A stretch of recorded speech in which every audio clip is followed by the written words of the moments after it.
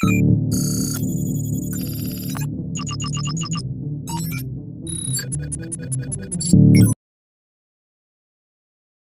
समय पहले की बात है। एक सुंदर सा गांव था, गंगापुर।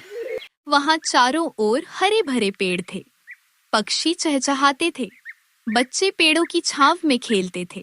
सब बहुत खुश थे। गांव में एक अच्छे भैया रहते थे, अजय भैया। वह सभी बच्चों को पढ़ाते थे और सिखाते थे कि पेड़ लगाना बहुत जरूरी है। बच्चों, पेड़ हमें ऑक्सीजन देते हैं, छाया देते हैं, फल और फूल देते हैं। इसलिए पेड़ों को कभी नहीं काटना चाहिए। एक दिन गांव में कुछ ठेकेदार आए। वे लोग गांव के पेड़ों को काटकर पक्की सड़क बनाने के लिए आए थे। उन्होंने बड़े बड़े पेड़ों को काटना शुरू कर दिया।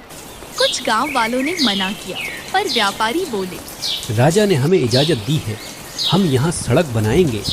धीरे धीरे पेड़ गिरने लगे, पक्षी डर कर उड़ गए। धूप बहुत तेज हो गई, बच्चे अब छांव में नहीं खेल पाते थे। जब अजय भैया को ये सब पता चला, तब उनको बहुत गुस्सा आया और उन्होंने गांव वालों से कहा, पेड़ काटना ठीक नहीं है। इससे गर्मी बढ़ेगी, बारिश नहीं होगी और गांव में सूखा पड़ जाएगा। तब गांव के कुछ लोग बोले, पर भैया, राजा ने ही तो कहा है। तब अजय भैया बोले, तो फिर राजा से मैं मिलूंगा। फिर शुरू होता है अजय भैया की राजा से मिलने का सफर। अजय भैया राजधानी की तरफ चल पड़े। गर्मी बहुत थी, रास्ता लंबा था, लेकिन भैया नहीं रुके।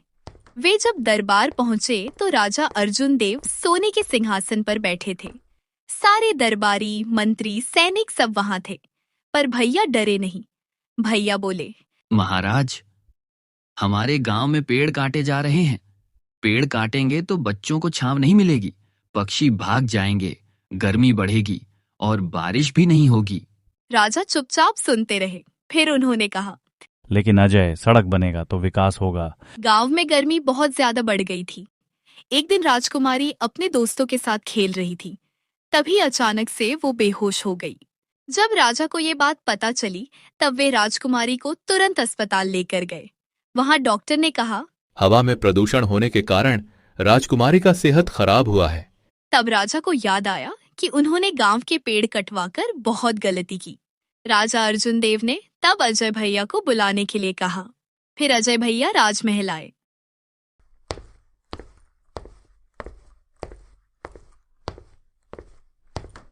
कहिए महाराज, अचानक से आपको मेरी याद कैसे आई? अजय, मुझे मेरे गलती का बोध हो गया है। मैं आज तुमको वचन देता हूँ, राज्य में जितने पेड़ काटे गए हैं उससे दुगना पेड़ लगाया जाएगा।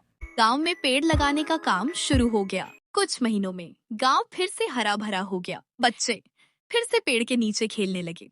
ऐसा लग रहा था जैसे कि बच्चों की खुशियां वापस लौट आई। अब सभी बच्चे शाम के समय अपने दोस्तों के साथ बातें करते थे और डांस भी करते थे। तभी राजा ने सोचा कि क्यों ना गांव का एक चक्कर लगाया जाए और गांव में अभी कैसे हालात है उसका पता किया जाए। जाते जाते रात हो गई।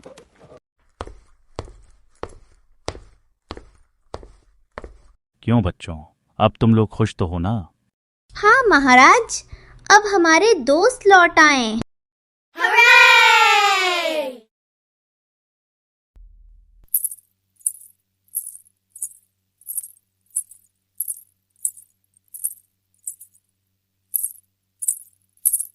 अरे नेहा, इतनी रात को तुम कहाँ जा रही हो? नीतू, मैं तुम्हारे घर ही आ रही थी। मेरे अजय भैया को राजा ने पर्यावरण मंत्री नियुक्त किया है। इसी खुशी में कल मेरे घर में छोटी सी उत्सव का आयोजन किया गया है और मैं तुम्हें आमंत्रण देने के लिए तुम्हारे घर जा रही थी। क्यों अजय भैया, पर्यावरण मंत्री बनने के बाद आप हमें पढ़ाना तो नहीं छोड़ देंगे ना? नहीं बच्चों, ऐसा बिल्कुल नहीं होगा। मैं रोज तुम लोगों को पढ़ाने के बाद ही मंत्रालय जाऊंगा। अब तुम लोग घर जाकर पढ़ाई करो, परीक्षा आने वाला है।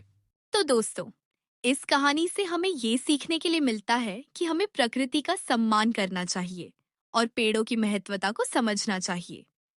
जब हम पेड़ों को काटते हैं तो हम न सिर्फ उनका नुकसान करते हैं, बल्कि पूरे पर्यावरण को भी प्रभावित करते हैं। इस कहानी से हमें यह सीख मिलती है कि हमें पर्यावरण की रक्षा और संतुलन को बनाए रखना चाहिए और जहाँ पे कुछ गलत हो रहा हो वहाँ पे अजय भैया की तरह आवाज उठाना चाहिए।